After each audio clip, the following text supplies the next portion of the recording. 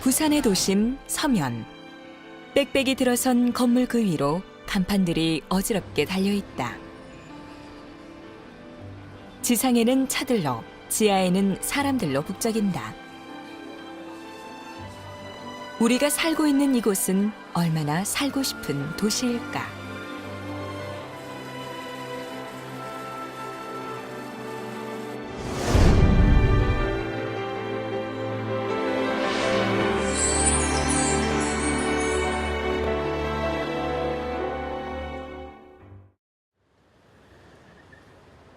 (2014년 5월 14일) 저녁 7시 부산 디자인센터. 외국의 도시 공공성 사례에 대한 강연과 토론이 한창이다. 삶의 문제와 터의 문제에 대해서 각각 우리가 각기 고민하는데 결국은 터의 지향점은 살고 싶은 도시고 삶의 지향점은 인간다운 삶입니다. 아까 말씀드렸던 것처럼 결국은 내가 살고 싶은 도시를 어떻게 만들어내느냐, 그 안에서 내가 어떻게 하면 인간다운 삶을 살 수 있느냐 하는 것. 부산 도시디자인학교는 2013년 처음 시작되어 도시, 건축, 문화, 예술 등 다양한 계층의 사람들이 모여 도시와 디자인 이슈에 대해 의견을 나누고 대안을 모색하는 모임이다. 이번 이슈는 도시의 공공성. 경기대 건축전문대학원 이영범 교수의 도시 공공성의 딜레마라는 강연으로 미국의 도시 공공성의 대표적 사례인 브라이언트 파크와 타임스퀘어를 통해 부산 도시의 공공성과 앞으로 나아갈 방향을 모색했다.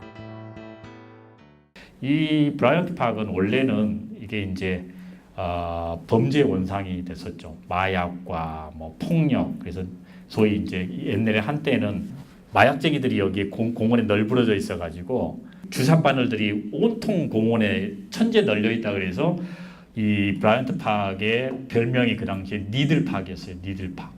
그럴 정도로 이게 이제 리노베이션이 돼가지고 뉴욕 시민들한테 센트럴파크보다 더 사랑받는 아주 작지만 문화공연이나 이런 것들이 풍성하게 열리는 공원이 브라이언트 파크입니다.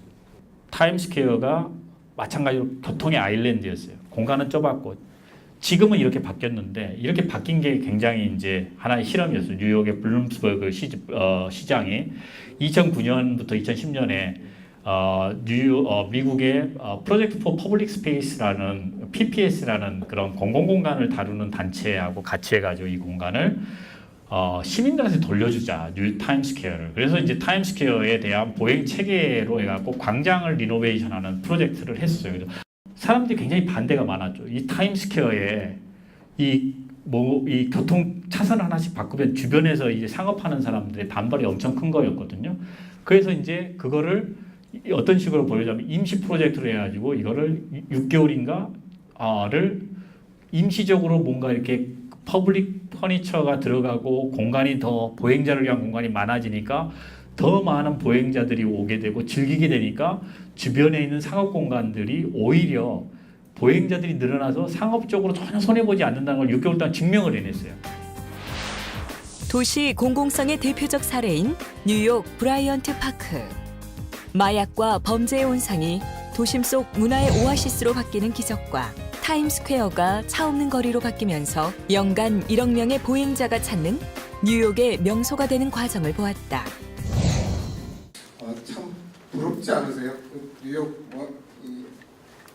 타임스퀘어 변하는 모습들 보면서 왜 가슴 뛰는 일들을 하면서 이렇게 살지 못할까? 특히 서면 시장이 김승남 운영위원의 안내로 서면에서 공공성을 찾기로 하였다. 부산 도시디자인학교 학생들이 서면의 공공성을 찾고자 현장 답사에 나섰다. 부산 도심, 서면의 공공성은 어떨까? 부산 서면에서 느낄 수 있는 공공공간이라는 도대체 어디인가, 그리고 어디가 이 모습들이 과연 우리가 바람직하게 바라볼 만한 그러한 공공공간의 모습인가 하는 것, 그리고 네 번째는 좀 서면에 필요한 것 또는 바뀌어야 될 것은 또 어떤 것인가. 출발입니다.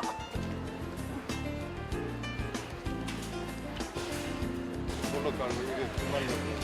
이 78억인가 들었다. 67억. 67억인가. 복잡한 서면거리를 명품거리로 바꾸겠다는 목적으로 67억의 예산을 들여 2013년 10월 완공된 서면 문화으뜸로. 기존 도로의 대대적인 정비와 분수, 실개천 등 수경시설을 설치해 관광 테마거리를 만들고자 하였다. 도로도 아스팔트가 아닌 대리석으로 교체되었다. 실제로는 차들을 불편하게 만들자 해서 이렇게 만든 건데, 여기에 한번 생각해 보셔야 되는 게, 여기가 67억이 들었다 그랬잖아요. 근데 광복로의 광복해서 광복로를 살리는 사업이 총 얼마가 들었냐 그러면 총 예산 86억에 실질적인 집행이 이거 비슷해요. 거의 뭐 70m 뭐 이렇게 되거든요. 근데 두 길이 똑같은 길인데 약간 차이가 납니다. 서면 문화으뜸로와 비슷한 사업인 부산 광복로. 광복로는 처음엔 간판 정비 사업으로 시작해 완공까지 5년이란 오랜 시간이 걸렸다. 쇠퇴해가는 광복로를 살리고자 87억 원의 예산을 들여 지난 2008년 2월 완공되었다. 혼잡했던 2차로는 1차로로 정비돼서 보행로가 넓어졌고, 그로 인해 더 많은 사람이 이곳을 찾았다. 그 결과 이곳 상인들의 매출 향상으로 이어졌다. 우리가 인정할 수밖에 없는 게, 처음 기획부터 최종적으로 이렇게 완공됐다고 얘기하는 데까지 4년, 5년이 걸렸어요. 그렇죠. 오래 걸렸어요. 도시라는 게 만들어지는 게, 이게 뭐 1, 2년 두닥두닥 이렇게 그 도성공사에서 작업한다고 되는 게 아니라는 거를 한번 보여준 게 있죠.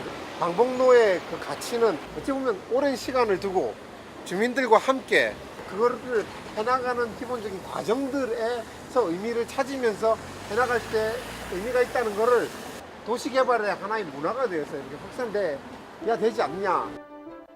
현재 광복로는 매주 차 없는 거리 행사, 그리고 다양한 축제와 이벤트가 끊이질 않는다. 차 없는 거리 이제 하고 난 다음부터 예. 사람들 좀 더 많아진 것 같습니다. 예, 엄청 많아졌죠. 사람들은 좋아하죠. 차가 안 다니니까 마음 놓고 거리를 할부할 수 있으니까. 오늘의 광복로가 있기까지는 이곳의 상인들과 주민들이 함께 있었기에 가능했다. 모두가 다 차 있는 거리를 지향했던 게 아니라 차 있는 사람만 그 혜택을 봤죠. 그리고 차 없는 사람은 늘 그걸 비켜줬죠. 공공성의 이름으로 도로를 크게 내고 빨리 가고 뭐 이러는 걸로. 근데 이제는 그게 공존하기 위해서는 차 있는 사람도 좀 불편해야 되고, 차가 없는 사람도 어느 정도 누릴 수 있는 것들이 좀 균형을 맞춰야 된다, 이런 의미가 아닌가 이런 생각이 듭니다. 롯데백화점이 들어온다는 위기감의 공유가 그 상인들을 뭉치게 만들어줬거든요. 서면 그게 없었던 것 같습니다. 그게 우리도 네트워크론에서 그런 이야기를 많이 합니다. 지역의 네트워크가 뭉치는 건 딱 두 가지다. 이익관계가 결부가 되거나 아니면 위기감을 동시에 느끼거나. 거대 자본의 등장은 이 지역 중소상인들을 뭉치게 해주는 힘이 되었고, 고객들의 발길을 돌리기 위해 끊임없이 다양한 축제와 이벤트가 열리고 있다. 특히 크리스마스 트리 문화 축제는 부산의 대표적인 겨울 축제로 자리매김하였으며, 작년에는 630만 명이 이곳을 찾았다.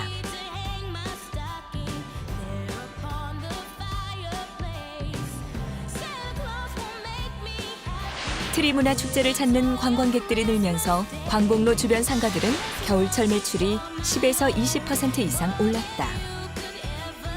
이런 성공을 이룰 수 있었던 것은 이곳 상인들이 행사의 주체가 되어 적극적인 뒷받침을 해주었다.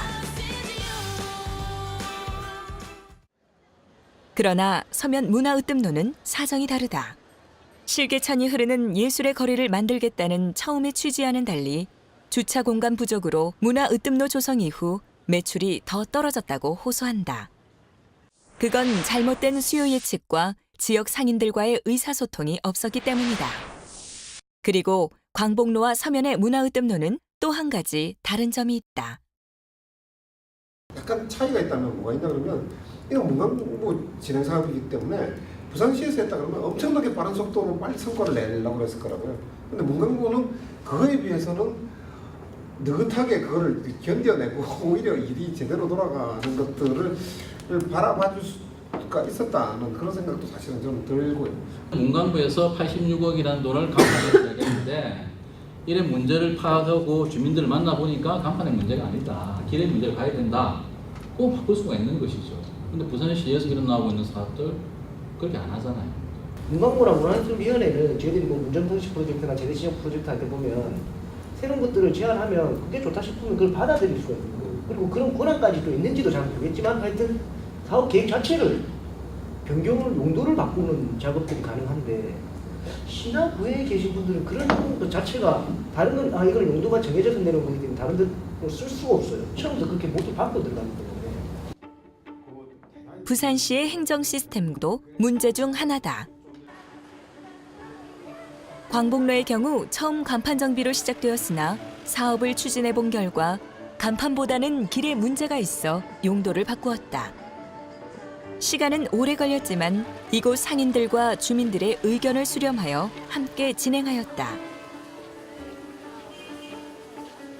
공무원들의 기준은 예산을 따는 것과 그 예산을 집행하는 감사 이 두 개밖에 없습니다.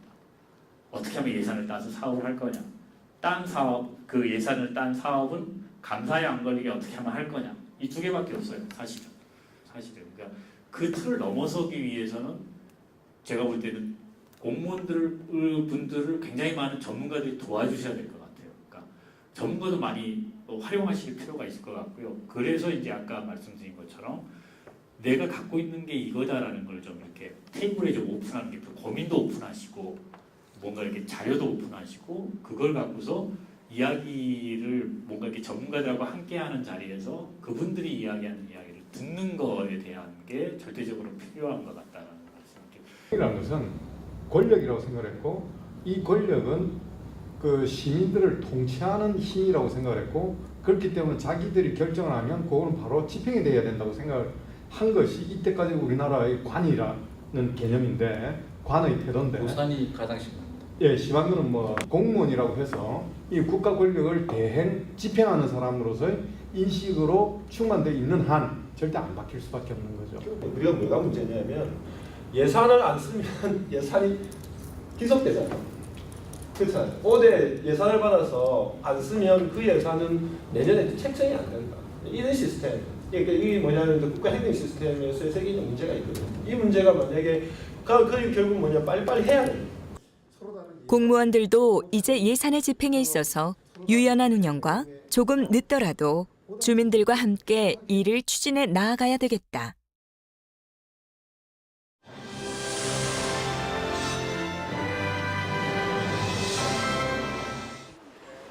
다음 목적지는 서면 특화거리.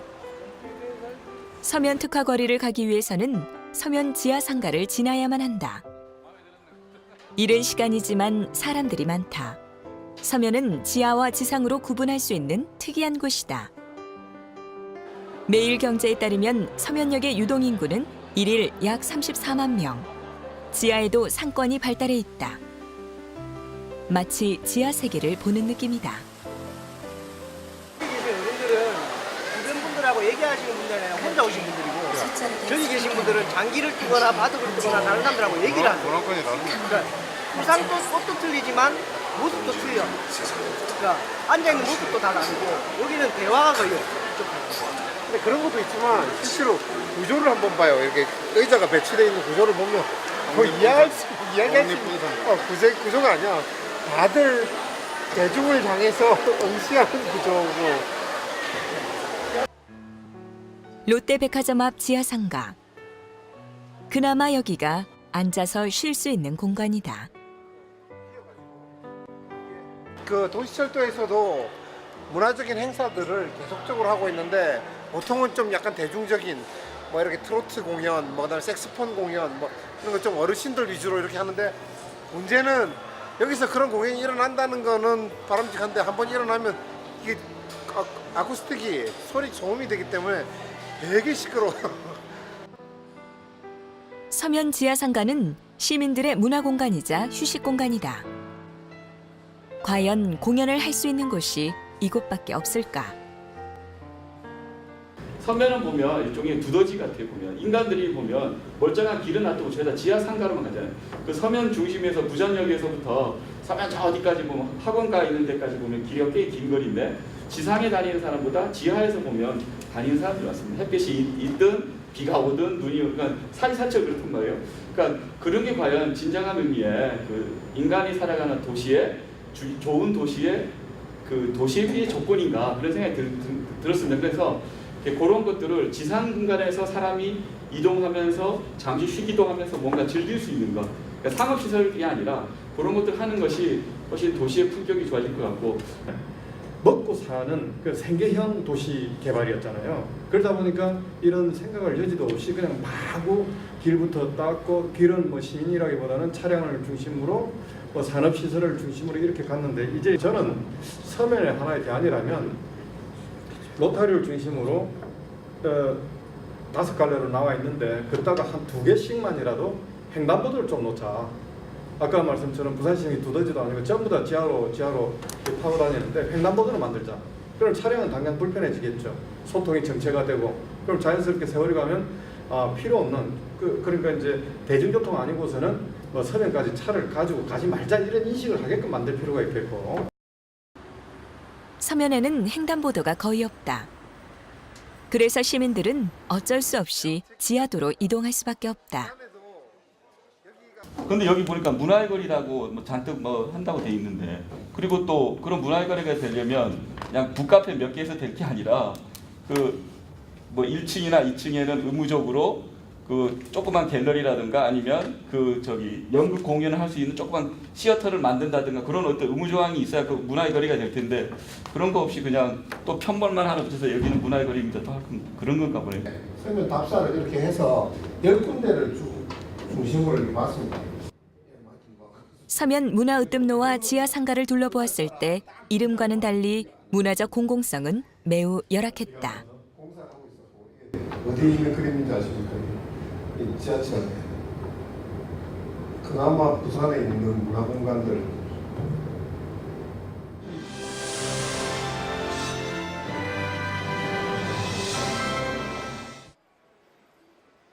서면 일대 젊음이 넘치고 지역 경제의 부활을 위해 조성된 서면 특화거리. 사업비 70억 원을 들여 주디스 태화 주변 2km에 젊음, 음식, 학원의 거리 등 3개의 테마거리를 조성하였다. 보행자 위주로 도로를 정비하였고 젊음의 거리에는 사랑이 이루어지는 길이라는 스토리텔링으로 사랑, 우정, 약속을 상징하는 조형물을 설치하였다. 그 서면 특화거리만 하더라도 여기가 이후에 어쨌건 간에 차선을 줄여서 차량 중심에서 좀 보행자 중심으로 가려는 노력 자체는 저는 바람직한 방향이라고 생각이 됩니다. 단, 당연 주민, 시민 등 지속가능한 개발을 할 수 있는 주체들이 빠져있는 도시를 치장하는 수단으로 활용되는 거는 이거는 돈 들인 만큼 장식적인 부분에 지나지 않게 되는 거죠. 서면 특화거리는 광복로와 달리 주민들의 의견을 수렴하기보다는 단기간에 이루어졌다. 또한 어지럽게 붙은 5개 간판도 문제였다. 그리고 가장 큰 문제인 부전도서관. 서면 특화거리의 뜨거운 이슈 중 하나인 부전도서관. 서면 특화거리는 온통 쇼핑몰과 유흥주점 일색이다. 여기에 부산의 근대를 간직하고 있는 부전도서관은 청소년의 면학과 장년들이 추억을 되새길 수 있는 중요한 공간이다. 그러나 부산시와 진구청은 부전도서관 상업화 개발을 일방적으로 추진했다. 시의회 기사에 보시면 묘안을 찾아냈다. 정말 절묘한 묘안이다 라고 이야기된 게 지금 보시는 저 건물을 위에다가 그대로 복원한 형식을 취한다. 그래서 공공성과 뭐 상업성을 같이 조합했다고 하는데 사실은 위에다가 옛날 낡은 이 건물을 미니어처를 하나 짓는 형식이 아마 될 것입니다. 쇼핑몰, 음식점, 유흥주점 일색인 서면 특화거리. 그나마 부전도서관은 서면의 문화이고 휴식처이다. 시민들에게 오픈스페이스로 제공될 수 있는 공간이 이게 상업화되고 나면 비록 지금의 도서관 면적은 확보될 수 있을지 몰라도 그것 외에 몇 배에 해당되는 면적이 상업시설의 성격들을 가지기 때문에 궁극적으로는 도심 자체에서의 균형을 한쪽으로 편향화시킨다는 역할을 할 수 있다는 거죠.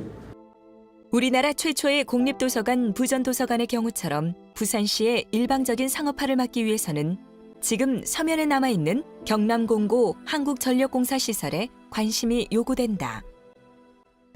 이 공공공간 이런 거는 정보 시스템이나 이런 걸 좀 진짜 한 곳에서 이렇게 좀 통합해서 보고 뭐 이럴 수 있는 시스템이 서울 같은 경우에는 정비사업이나 이런 거는 다 만들어졌잖아요. 그럼 거기 가면 예산까지도 거의 공개가 되는 재개발 구역이나 뭐 정비사업 구역들이 많이 생겼더라고요. 그런 것처럼 부산에서 어느 곳이 공공공간이 개발된다 그러면 사전에 예고를 하건 우리 부전도서관 뭐 한 3년 전부터 시작했는데 하나도 모르고 있다가 뒤통수 얻어맞은 것처럼 이렇게 되잖아요. 그래서 많이 다니는 곳에 지금 최근에 이런 이슈가 있다라고 하는 거를 좀 되게 이렇게 약간 운동권스럽게 얘기하지 않고 재미있게 그냥 정말 이렇게 그냥 무슨 피켓 들고 시위하는 게 아니고요. 뭐 이렇게 뭐라고 해요? 설문조사하는 것처럼 자연스럽게 그런 지나가면서 뭐 스티커 하나 붙여주고 가세요 이런 식으로 사람들이 좀 이런 게 있어라고 그냥 스티커 하나 붙이고 쉽게 참여할 수 있는 정도로 자꾸 관심을 이렇게 모으는 게 훨씬 중요한 것 같아요. 시민단체들이나 이런 데서 공공공간 개발하기 전에 2년 전부터 사전 예고제 하자. 그럼 거기에 대한 내용 정보를 가지고 충분히 거기에 대해서 이야기할 수 있는 의견들 다 내놓고 그거 해보자 그러면 무슨 이야기냐면 그 절대 안 됩니다. 지금 이제 이상적인 거죠. 현실에 들어가 보면 절대 안 됩니다. 부산시의 도시개발 성격을 보면 관주도의 단기간 개발과 상업성 위주의 개발이 대부분이며 특히 편법성 개발이 많다.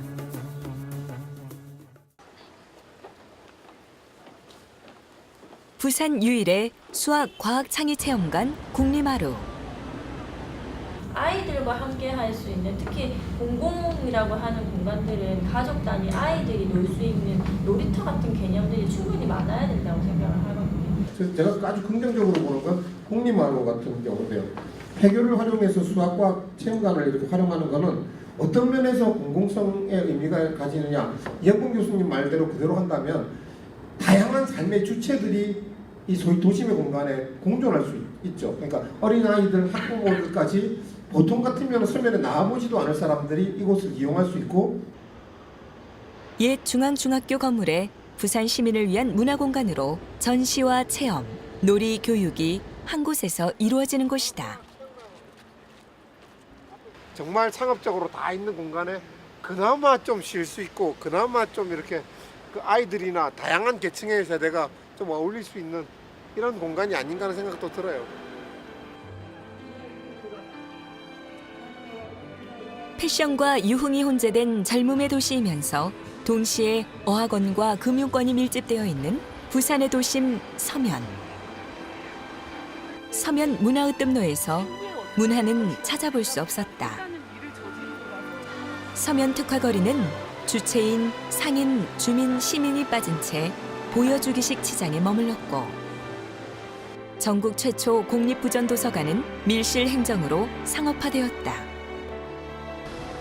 부산의 도심 서면은 과연 우리가 살고 싶은 곳일까? 사람이 존중받는 곳일까?